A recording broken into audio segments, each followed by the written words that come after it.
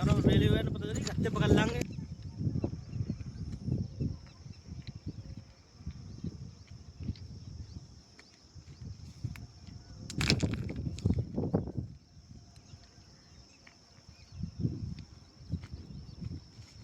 भाई साहब आज गिला इन पत्थर हाथ में